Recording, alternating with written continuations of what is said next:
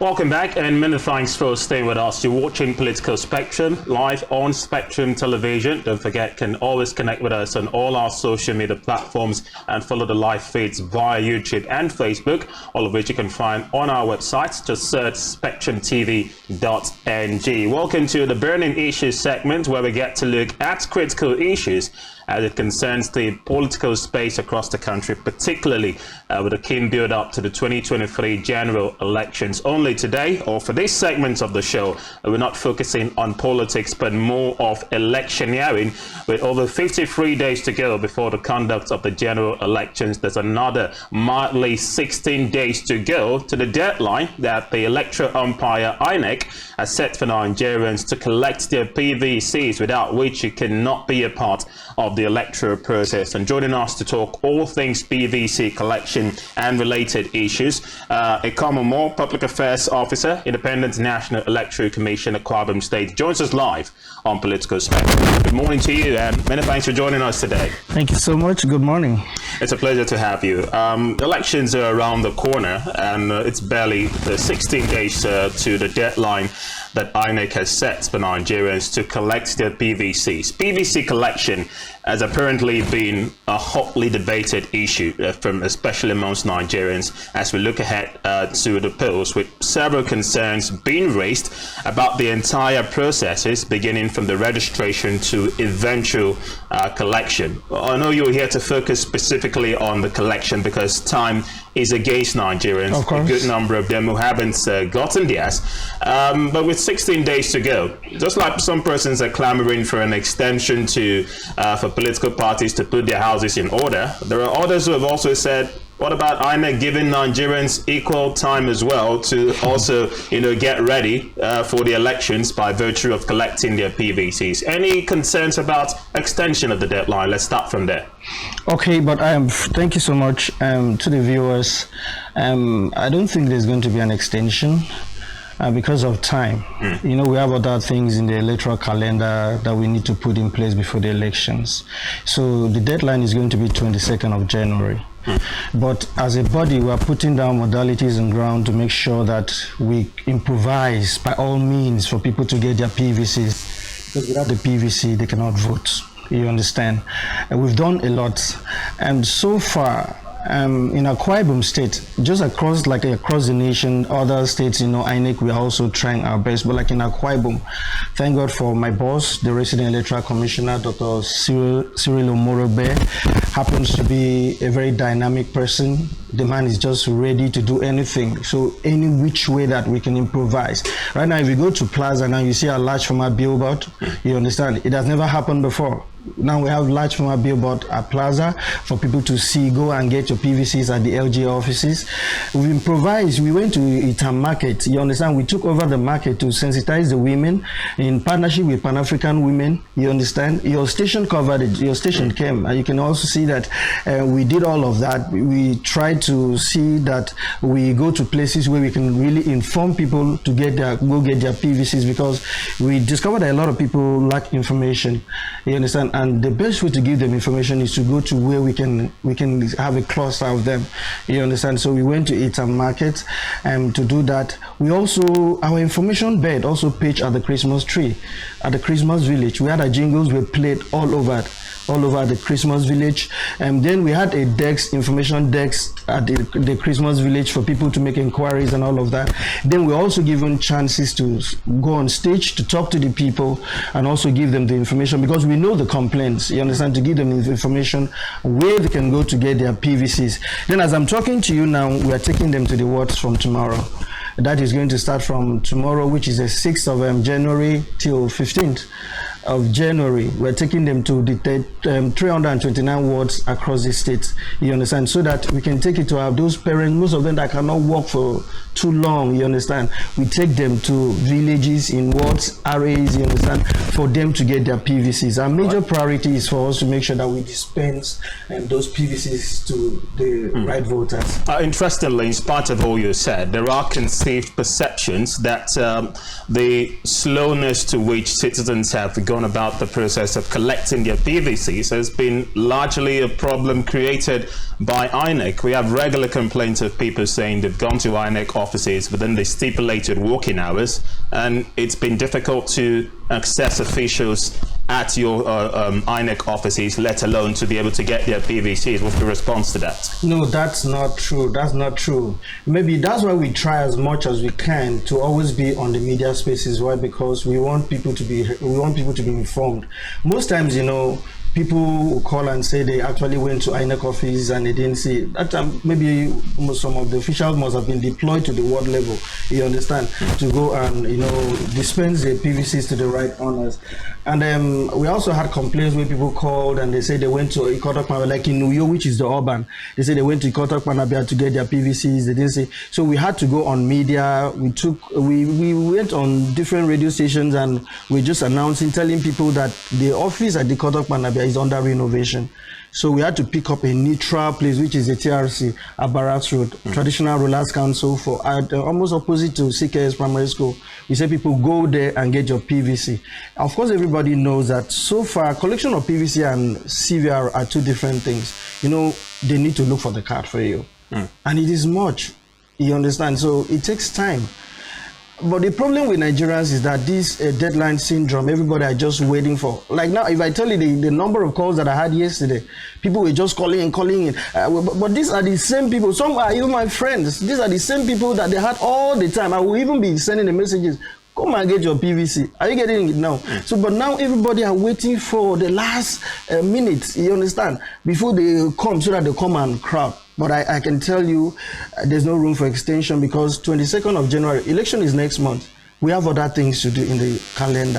While your information dissemination mechanism may be on the spot in terms of all the things you've said, of being able to inundate people to come get their PVCs, some have also criticized the entire process itself as being too cumbersome, for the ordinary man to meet up with.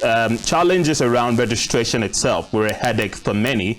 And now the issue of collection, with some saying, especially for those around the rural areas, it's easy to know where to go register, but most do not even know where to go collect their PVCs, which is why you perhaps have an influx of persons going to Ikotok Panabia, for instance, because it's around Uyo. So what about others in other areas where it's been difficult, or there's been complaints about difficulty in knowing where exactly to go collect your own PVC? And that's why, okay, thank you so much for that question. In the 31 local government areas of Akwa Ibom State, we have electoral officers, and they had stakeholders meetings with the people that are involved, political parties and stakeholders in different villages, you understand? And so they try to sensitize them to extend information to the voters in their domain, to tell them the right places to get their PVCs. Like what I've just told you now, from tomorrow, which is the 6th, we're taking them to the wards. We have about 329 wards across the state. So our officials are going to take these cards to them there, you understand, which is very close to them. So it's for them to go there and get their PVCs, you understand? So it's going to be closer to them. So it's open, and we are trying our best.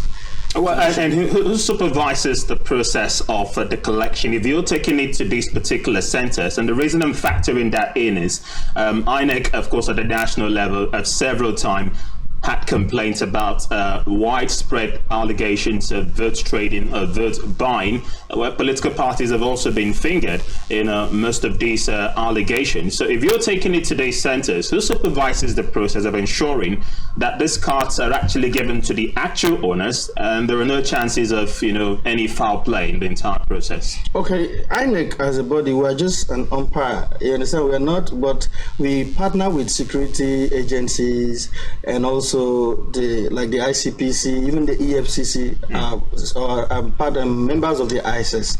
Are you getting it now? So when we take the PVCs to the world level, we open it up. The media, they can come cover it. The stakeholders, political stakeholders, they are aware. You understand? So they need to pass through the due process before they can get their PVC. So it's transparent. So what I'm asking is, for instance, you mentioned the TRC. So Okay. if I go to collect my PVC, am I meeting an INEC official at these designated places? Or there are, because you've said TRC and people could misconstrue what you mean to say it's the traditional rulers who would in turn hand over these cards to you or the other stakeholders you will likely meet. So are we meeting INEC officials at these designated centers? Of course, you're meeting INEC officials. Why? I think what the Traditional Rulers Council is doing to us, they're just giving us a space. All right. You understand? So when you get there, you're going to see our officials. Of course, they've sent so many core members to us. You understand? So you're going to see coppers are there. You understand? We have enough hands. So, issue of voter apathy, it's always reared its ugly heads around election time. And you rightly said some persons tend to wait until the last minute before they become politically conscious and do what is required of them. Well, maybe some are just monitoring projections as to whether there's a good number of persons who have been involved in the process. I was looking at a report from Festus Okoye, the INEC National Commissioner, a few weeks back, and it was quite optimistic that the number of persons who would turn out for this year's election would be likely more than what we had in 2019, because the CVR recorded a large turnout of persons, especially the Nigerian youth. From your projections as well, are you quite satisfied with the level of turnout in terms of both PVC registration and, to an extent, collection so far? Of course, and thanks so much for that question. First of all, I really want to applaud INEC as a body because we are trying. Why I'm saying so is that if you look at the current, political revolution in the country, it has never been like this. Everybody wants to vote this time. Are you getting it? So INEC, we have put down, mechanism on ground to make sure that we accommodate everybody, because the number is more than other years. You understand? The number is more than other years. Of course, you can see that the number of staff that we had previously is still the same number of staff that we have. You understand? But then the number of voters, because the level of voter apathy has retrogressed. So the number of people coming out to vote, we are even trying our best to accommodate people in terms of our materials, everything, you understand. And Nigeria, in terms of population, you cannot really, for me, I would say that Nigeria is still on assumption in terms of population. So we go out every day, we don't know the number of people that are coming out. So people should applaud us, because we might be having expectation for 500, you go out, you see 2,000. I don't even understand what I mean, because that voter apathy has retrogressed. Voter apathy is when people, maybe voters are disembarking on the process, feeling that maybe the system is going to be rigged against them, they don't care, you understand. But this time around, with the use of the BVAS in other elections, so this confidence, you understand, in the minds of the voters. So people who really want to come out and vote for the right candidate. And INEC, we are giving them the room, making it open to everybody. So we are trying our best to accommodate because you cannot really estimate. Most times people call and say, how many PVCs have you given out? I say, you cannot really estimate it. You understand? Because the number of people that are coming out on daily basis is much. While you cannot have an authentic number as to how many persons have received the BVCs, there have been similar reports and concerns about damaged PVCs or PVCs that were discovered in certain locations where they ought not to have been. And we've had concerns about these figures rising into their thousands, meaning a lot of these persons could be largely disenfranchised. So it could lead to the insinuations of persons who complain that they've gone to INEC designated centers to get their PVCs, but they haven't seen them. Maybe because there are parts of those thousands that have been, discovered at places that they shouldn't be. So I wonder, how is INEC going to manage most of these discrepancies, especially with those misplaced PVCs? We announced for people, when we had claims and objections, we announced for people to come out. If you have issues, maybe your card was defaced or anything, corrections and all of that, we gave that room for people to really come out and lay their complaints, you understand, before the closure of the CVR. You understand? So I think that those people, I don't think there's going to be any issue concerning that. So meaning if you've misplaced, for instance, your PVC, there's a chance that you might actually get it back again. And of is course, there a time frame for that? Yeah, people that misplaced their PVCs, we told them to come and do a loss of card registration revalidation. Okay. You understand? We had the loss of card deface. We had issues like that because your data is still in our database. You understand? So we told them to come and do a loss of card, and a lot of them they came. For sake of so some of them, their cards are there now. They have new cards. All right. And for sake of further clarity for the viewers at home, some persons have also raised concerns about where to eventually cast your ballot. And the reasons why these questions have arisen is because we know the 2023 polls will be largely different from what we've had over the years, courtesy of the provisions made by the Electoral Act that allows for the use of the BVAS system. So if I registered in Akwa Ibom, for instance, and I find myself in Lagos on the 25th of February, is there a chance I could vote anywhere if I find myself in Lagos? Because you have BVAS at the designated polling centers. Just raising questions from ordinary Nigerians. No, you cannot vote in Lagos. You cannot register. If you registered in Akwa Ibom to vote in Lagos, it therefore means that you actually registered with, and where they said what unit you selected Lagos, you can vote in Lagos. But if you did not select that, you are going to vote to where you selected. We are doing that because, on election day, there's something called the register.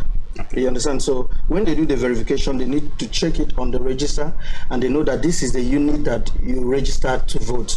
And the officials are in charge of that unit, and also to compute whatever data that they have for that unit. Interesting. So before I let you go, it's just 16 days to the deadline that you've given, and another 53 before the elections. How confident is INEC in organizing free, fair, and credible polls? A mandate has been given to you by Mr. President himself. Of course, you know that there's a new sheriff in town called the BVAS. That's the confidence.